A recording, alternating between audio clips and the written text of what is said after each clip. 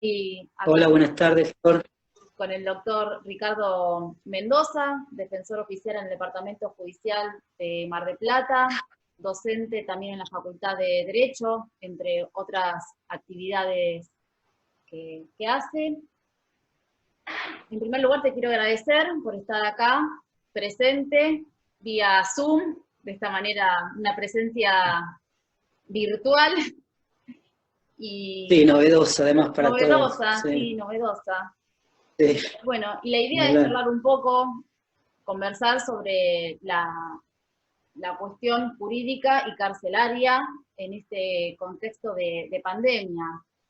Desde que apareció el coronavirus, se está hablando mucho, debatiendo Sí, claro. sobre si se están liberando muchos presos o no, o si es solamente una idea que está circulando por los medios de comunicación, y quisiera saber cuál es tu opinión al respecto, si esto es cierto, Sí, eso. sí, mira, no se están liberando muchos presos para nada, todo lo contrario. Si nosotros seguimos las recomendaciones de los organismos internacionales, la Organización Mundial de la Salud en primer lugar, la Comisión Interamericana de Derechos Humanos, y la receptación que esos informes tuvieron en los más altos tribunales del país, el Tribunal de Casación de la Provincia de Buenos Aires, en lo que nos toca, el Sí, Tribunal de Casación Federal y la Suprema Corte de Provincia, ya en diciembre, que habló de las condiciones de hacinamiento en que se encontraban las cárceles de la provincia de Buenos Aires, la verdad no se están liberando los presos que todos esos organismos internacionales recomendaron que se liberen para poder prevenir cualquier, digamos, problema que se suscite en las cárceles relacionados con la pandemia. No se está llevando entonces adelante las recomendaciones que esos organismos tan importantes hicieron. Muy por el contrario, es muy poca la cantidad de presos que se están liberando. Vamos primero a precisar un término, no se están liberando. Los presos no son liberados, los presos cambian su régimen de encierro, pasan de un encierro carcelario a un encierro domiciliario, pero siguen estando encerrados, ¿no? Bueno, aún así, aunque siguen estando encerrados en sus casas, es muy, muy bajo el porcentaje de personas que modifican su régimen de encierro en relación a las recomendaciones de los organismos internacionales, lo cual el peligro de contagio y es lo que puede provocar en el sistema de salud aún sigue vigente tal cual antes de la pandemia. O sea, la modificación de las personas, del régimen de las personas que fueron llevadas a arresto domiciliario no varía en nada el peligro que provoca el hacinamiento carcelario. O sea, que ni siquiera los que están ahora en un nuevo régimen han provocado un cambio en ese sentido. Te doy un ejemplo, en Mar del Plata, nosotros hicimos 222 pedidos de arrestos domiciliarios. Fíjate que en una población que en el complejo penitenciario de Batán llega casi a 2.000 personas, 222 pedidos de arresto domiciliario es un porcentaje bajísimo. De esos 222 pedidos, todavía no se resolvieron el 74% de esos pedidos. O sea que el peligro que señalan los organismos internacionales todavía está adentro de las cárceles. A tu pregunta inicial, no es cierto entonces que se liberan personas por el coronavirus. sí, que eso es lo que está circulando por los medios de comunicación. Constantemente Sí, claramente, estamos escuchando que los presos están siendo liberados. claramente. Entonces, Sí, sí, claramente. la respuesta de los jueces es que no están liberando, en algunos casos están modificando el cumplimiento de la pena, y en muy pocos casos sería. Digamos, son pocos casos en relación a las recomendaciones de los organismos internacionales. ¿Y por qué crees Mira, te soy que franco, pasa Flor, eso? yo creo que es, lógicamente la respuesta, todo esto lleva a una cuestión política, digamos, ¿no? O a una decisión política. Decisión política. Una decisión política donde el Estado no se está haciendo cargo de la problemática por los costes que creen que eso va a tener en ámbitos sociales o en miradas sociales desde un punto de vista electoralista o que no responden a los intereses que ellos necesitan, los intereses que ellos llevan adelante. Porque no hay ningún motivo, Flor, ni en términos de seguridad, que es lo que más le interesa a la gente, ni en cualquier otro término que planteo esta cuestión para no llevar adelante una descarcelación o un proceso de descarcelación en las cárceles de Argentina y fundamentalmente en la provincia de Buenos Aires. Te puedo asegurar que la seguridad pública, que es lo que le preocupa a algunas personas que se quejan de estas liberaciones, no se va a ver afectada en lo más mínimo por un proceso de descarcelación importante. Porque el delito en la calle, que es lo que le preocupa a la gente, no va a aumentar porque se liberen el 40% de la población carcelaria. Si esto sucediera y la gente no se enteraría, en la sociedad no hubiera cambiado absolutamente nada, porque no hubieran aumentado la cantidad o el índice delictivo porque hay un 40% de personas menos presas. Y esto es una cosa que apenas uno da la vuelta de la primera página de esto, ya te das cuenta que esto es así. Porque, Flor, de la cantidad de delitos que se cometen en una sociedad, vamos a suponer Mar del Plata, el 1% de esos delitos se criminalizan. Y el 1% de los criminalizados terminan en el sistema penitenciario. O sea que vos fíjate que la gran, inmensa mayoría de personas que cometen delitos no tiene nada que ver con la cantidad de personas encarceladas. ¿Se entiende este razonamiento? ¿Se entiende? Sí, perfecto. Entonces, liberar un 40% de las personas que están detenidas en términos de seguridad pública no afecta en lo más mínimo. Lógicamente, Flor, que si tomamos la parte por el todo, de esas liberaciones, seguramente algunos de los chicos que salgan liberados o chicas, quizás cometan un acto delictivo nuevamente, pero eso es parte de las excepciones de una regla y del devenir propio de las vidas sociales capitalistas, o sea, y de cómo salen los pibes de la cárcel, y muy probablemente que de todos los liberados o todas las personas que van en arresto domiciliario, alguna lo viole, pero ¿qué pasa? Como vos hacías hincapié en los medios de comunicación toman la parte por el todo, toman un ejemplo y lo llevan como si eso, en una modalidad que se conoce como modalidad de alta rotación, en términos de los medios de comunicación. ¿Qué es esto de alta rotación? En realidad esto sale de la música. Cuando yo te paso un tema musical durante todo el día y te lo hago escuchar por la radio, por la televisión, vos te vas a salir a la calle tarareando esa canción, ¿no? Ese principio, que es un principio que sale desde lo musical, se llama principio de alta rotación. Lo que están haciendo los medios de comunicación es lo mismo, utilizar ese principio que se llama de alta rotación para que la gente termine repitiendo lo mismo y incorpore a su subjetividad la idea del miedo, ¿no? Del miedo.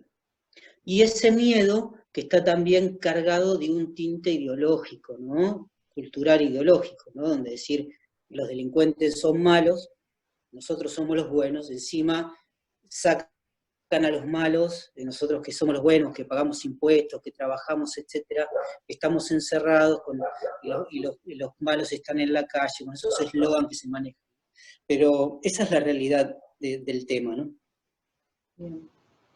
¿Y tenés conocimiento si se están tomando medidas para evitar la propagación del contagio del virus en los contextos de encierro, ya sea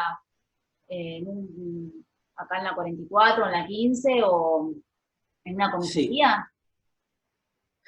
Sí. Desde la unidad penal, lo que dicen las autoridades es que se están tomando medidas sanitarias para que los presos no se contagien. Dicen. Yo trato de contrastar, ¿cómo? Perdón. Dicen. ¿Qué me decías? ¿No? ¿Qué es lo que dicen las autoridades? De contrastar lo que está diciendo la jefatura del servicio con lo que menciona a los presos, etcétera, y esa situación no se está llevando adelante. Y a mí lo que me preocupa, y me preocupa sobremanera, es que la pandemia modificó el régimen de tratamiento carcelario. ¿Por qué? Porque muchos de la gente que está detenida, por lo menos en el ámbito de la unidad penal, de la unidad de Batán, todo el complejo Batán, digamos, a la mayoría de los presos se le ha modificado el régimen. Entonces pasan muchas horas en lo que ellos se conocen en la jerga como en celda propia, encerrados en su celda, días corridos, teniendo solo 2 días a la semana para salir, según versión de los presos, ¿no? No están recibiendo la alimentación por medio del pasaplatos, no pueden salir a comer, comen adentro de la celda, permanecen encerrados y hasta 4 personas en una misma celda, días completos, enteros. No están teniendo ningún tipo de actividad en el penal, o sea que hay un agravamiento de las condiciones de detención. Desde lo tratamental, la vida, y por supuesto no reciben visitas, ¿no? No reciben visitas. Por eso es claro el agravamiento de las condiciones de detención, claro. Y además por el tema de la salud, ¿no? La salud. Les cuesta mucho la atención médica, imagínate que no pueden salir a hospitales, tienen que atenderse ahí, es compleja la situación y a mi modo de ver no se están tomando las medidas que el caso requiere. ¿Y las personas que tenían salidas transitorias, salidas laborales? Se cortó un poquito, ¿cómo? Las personas que tenían las salidas transitorias. Perdón, se cortó un poco. ¿Ahora? Perdón. A ver, ¿ahora? Perdón que se cortó un poco. Ahí está, sí, decime. Sí, las personas que tenían las salidas transitorias, las salidas laborales, ¿se cortaron por el momento? Mirá, lo que resolvieron los organismos jurisdiccionales más altos que te nombré es que esas personas que estaban cumpliendo esa salida se tenían que transformar en una salida definitiva, para que, justamente para que no entren y salgan del penal y puedan ser transmisores del virus. Bien, eso habría que ver casuísticamente, caso por caso, si se va cumpliendo o no. No te lo podría afirmar en ese sentido porque habría que ver la casuística, ¿no? Pero no la desconozco en ese aspecto, pero debería ser de esa forma. Sí. Bueno, aparentemente se están restringiendo derechos en vez de utilizar la pandemia para poder ampliarlos. Ahí se volvió a cortar, Flor, como me decías, perdón. Hola, sí. La pandemia lo que hizo fue restringir y agravar las condiciones de detención, sí, restringir derechos claramente, y ampliarlos. Claramente. Sí, exactamente, claramente. Porque se modificaron y se agravaron las condiciones de detención. Claro, no tienen nada. Y además no hay tratamiento, El único fin de la cárcel, supuestamente, podemos discutir ahora sobre eso, es la reinserción social. No está habiendo tratamiento, o sea, no están accediendo a los dispositivos que permiten la reinserción social. O sea, es una cárcel por la cárcel misma, es un encierro por el encierro mismo. Claro. Así que hay un agravamiento claro de las condiciones de detención y el Estado provincial y nacional no se está haciendo cargo, no digo el gobierno, el Estado, hablo del Estado, las autoridades nacionales no se están haciendo cargo de cumplir con las recomendaciones de los organismos internacionales. Hay una pelea judicial, de fiscales, de defensores y los jueces que están ahí no resolviendo, pero la cuestión que un proceso de descarcelación, que es absolutamente necesario en este momento de pandemia, no se está llevando adelante. Ojo con esto, ¿no? Ojo con esto. Si se llega a propagar la enfermedad en el penal, ¿no? Las responsabilidades estatales van a ser muy serias. Sí, van a ser muy serias. Y sí. ¿Y vos qué medidas crees que serían adecuadas ante esta situación? Mirá, el objetivo tiene que ser descarcelar para lograr un encarcelamiento que permita cumplir con las reglas de Mandela, o sea, las reglas mínimas de derecho de los reclusos. Yo te diría que en este momento hay que agotar los recursos para que en el penal queden un detenido por celda, un recluso por celda. Tiene que llegarse a la celda individual, tal cual lo dicen las reglas de Mandela, las principales reglas relacionadas con el cumplimiento de derechos humanos en encierro, tiene que llegarse a un preso por celda y permitir que dentro del penal haya un tratamiento o actividades determinadas para que los reclusos puedan tener una vida normal dentro de lo que se puede en un penal. Ese proceso de descarcelación, que nosotros no lo venimos proponiendo desde ahora, sino ya visto desde hace mucho tiempo, está muy bien guiado por las resoluciones tanto del Tribunal de Casación de la provincia como el del Tribunal de Casación de la Nación. Mujeres embarazadas, delitos leves, personas mayores de 60 años y personas con factores de riesgo. En este momento me parece ese proceso de descarcelación. Si la gente no quiere, por supuesto es un lugar absolutamente estigmatizante, que no salgan aquellas personas que cometieron delitos graves, tienen que permitir que las condiciones carcelarias se generen para que esas personas puedan humanamente seguir adentro de la cárcel. Entonces, si vos querés que esas personas no salgan, tenés que sacar a otros para que esas personas se queden encarceladas, pero en condiciones mínimamente dignas de vida, ¿no? Pero contestando o resumiendo tu pregunta, hay que ir a un proceso de descarcelación que es más complejo, pero que en lo inmediato tendría que empezarse por lo que recomendaron los organismos y los tribunales superiores del país. Yo creo que la cárcel debería vaciarse mínimamente en un 40% de la población carcelaria, reemplazando, ya te digo, el encierro de cárcel en encierro domiciliario, que es encierro al fin. Sí, me parece que mínimamente hay que ir para eso. Bien. Y creo que fue en el día de ayer que el procurador general sacó una resolución encomendando a los fiscales que garanticen la efectiva participación de las víctimas del delito y de sus familiares también en el proceso penal. ¿Qué es lo que está pasando en la actualidad con las familias, con las víctimas y las familias de las víctimas? ¿Están pudiendo tener participación? Porque en tribunales hay poca gente que está trabajando, o cuesta también comunicarse por teléfono, no se permite el ingreso del público como era antes.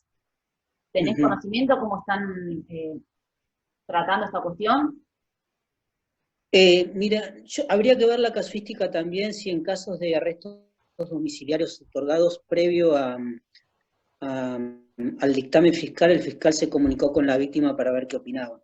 Eso es una responsabilidad del fiscal de la causa, conforme a la ley de víctimas, consultarle a la víctima qué opina. Pero lo que tenemos que tener claro es que lo que la víctima diga no es vinculante. O sea, el que decide si una persona queda detenida en la cárcel o queda detenida en arresto domiciliario es un juez. O sea, no podemos hacer lo que la víctima quiere porque obviamente está atrapada por su subjetividad. No es una crítica moral lo que hago de las víctimas, sino que inevitablemente cualquiera que es víctima del delito está atrapado donde es su subjetividad. Y justamente lo que tratamos de hacer es evitar esa vindicta pública, esa cosa de transferencia entre las necesidades de la víctima y lo que se le haga al recluso. Esto es volver 500 años atrás, ¿no? El derecho penal. Pero no es vinculante. Y el procurador le pidió a los fiscales que le consulten a las víctimas, pero eso me parece que es una resolución del procurador innecesaria, porque eso está en la ley. O sea, no hay que decirle al fiscal que haga lo que la ley dice.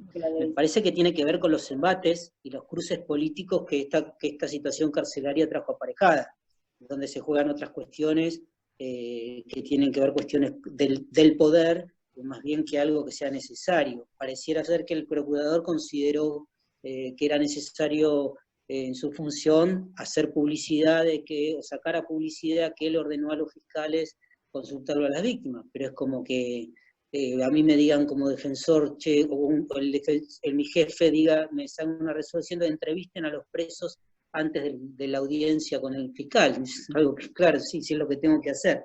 Pero eso lo que denota, lo que te quiero decir, es lo que denota es evidentemente una cuestión ahí, intereses que van por encima, ¿no? Extra penales que van por encima de lo que estamos tratando acá.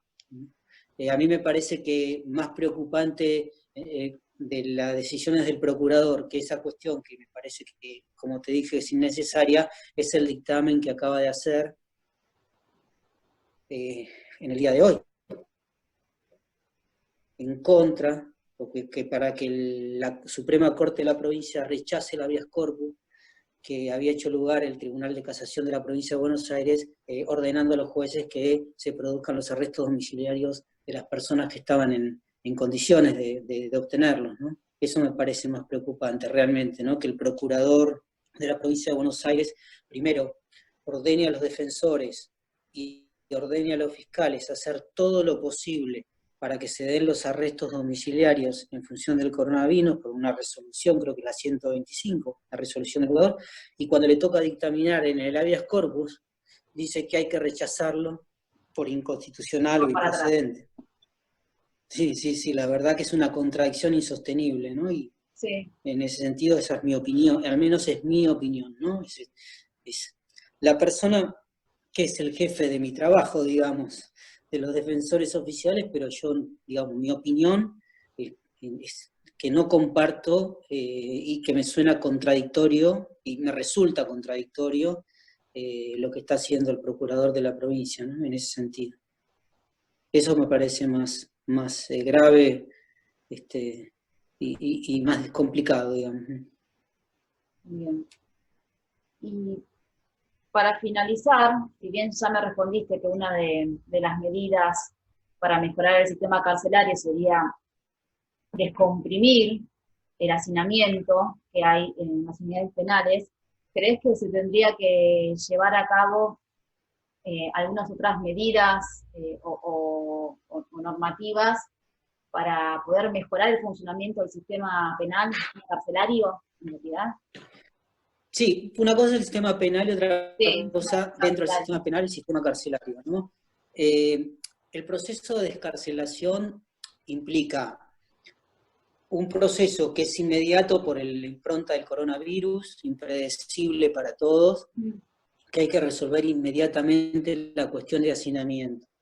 Pero el proceso de descarcelación tiene que tener su continuidad en el tiempo. Es hora que desde el 83, que se volvió a la democracia hasta ahora, hasta nuestros días, la democracia termine con su gran deuda que es la cárcel. Digamos, nunca vamos a estar en un Estado de Derecho mientras las cárceles se mantengan en el estado que se mantengan y que el sistema penal funcione como funciona, ¿no? Digamos. Entonces, es hora de tomar y realizar modificaciones en serio, ¿no? Para adecuar esa situación a un Estado democrático de derecho. Y para que esto tenga continuidad en el tiempo, hay que encarar dos procesos. En esto estamos trabajando también hace un tiempo. Uno es el proceso de descarcelación, que yo te decía, resolver la cárcel hoy. Y otro es el proceso de despenalización. Vamos a continuar en un Estado democrático de derecho, en estas condiciones carcelarias, que los delitos sí solo sí se resuelvan con la pena privativa de la libertad, todos los delitos, desde un hurto de una bicicleta hasta un acto de corrupción, un delito de Estado, por ejemplo, cometido un crimen de Estado.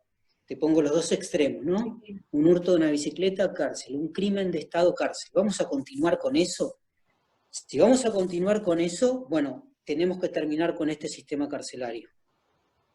Si queremos terminar con este sistema carcelario, tenemos que buscar alternativas a la pena privativa de la libertad para un número muy importante de conductas ilícitas, y que de una vez por todas esas conductas ilícitas se resuelvan por otras vías alternativas a la pena privativa de la libertad.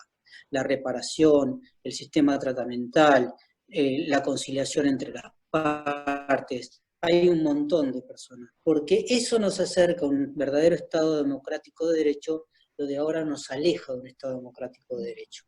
Es hora de asumir esa situación. Ahora, el tema es si la sociedad está dispuesta a entender este discurso y si desde quienes manejan este discurso pueden llegar a la gente, no a través de fake news, sino contándole a la gente la realidad de las cosas, digamos, ¿no? Me parece que es muy importante. Por eso hay dos vías, dos caminos, la descarcelación y la despenalización, ¿no? Son las dos patas que tiene esta situación que tenemos que encarar, ¿no? Digamos. ¿Y esto por qué nos acerca a un Estado democrático de derecho? Porque enaltece la autonomía de las personas. Hasta ahora tenemos un sistema penal que subroga al sujeto que ingresa, sea víctima o sea victimario. Respecto de la víctima le dice, no me importa lo que vos querés hacer con lo que te pasó, ahora me voy a ocupar yo. No, pero yo quiero que me devuelva el celular y yo ya con eso no tengo, ahora me voy a ocupar yo de tu problema. Pero yo no quiero ir a un proceso penal, no quiero que el pibe vaya preso, quiero que me devuelvan el... No, va a ir preso igual, yo me voy a ocupar. Subroga a la víctima. Subroga al victimario, ¿no? Lo objetiviza y le destina la vida de él en función de un delito cometido. Un proceso de despenalización, digamos, le devuelve la autonomía a los ciudadanos, a las personas en su condición de tal, y le dicen, ¿cómo quieren ustedes resolver este problema? Yo con que me devuelva el celular ya está, bueno, modo conciliatorio, resuélvanlo. Si lo resuelven, el Estado no tiene nada que hacer, o sea, y acercarle devolverle a las personas es acercarse más a un Estado democrático de derecho, verdadero, ¿no? Verdadero. Así que bueno, me parece que si hay que hacer algo más, es en lo inmediato la descarcelación por este problema del coronavirus y después empezar una vez por todas a transitar ese proceso de despenalización, ¿no? Para que la cárcel sea realmente última ratio, que sea el último recurso que tiene el Estado para que la gente resuelva sus conflictos, ¿no? Digamos, sí, quedará la cárcel para los delitos graves, ¿no? Donde no hay otra alternativa, y una cárcel, por supuesto, distinta a esta, ¿no? Claramente. Esto es inaceptable en un Estado democrático de derecho. Bueno, Caio, te agradezco muchísimo esta entrevista, esta charla. No, a ustedes. Bueno, espero que haya servido. Por supuesto, sí. Bueno, Caio. Dale. Bueno, un abrazo gracias, grande. un saludo a todos. Gracias. Chao, chao. Chao.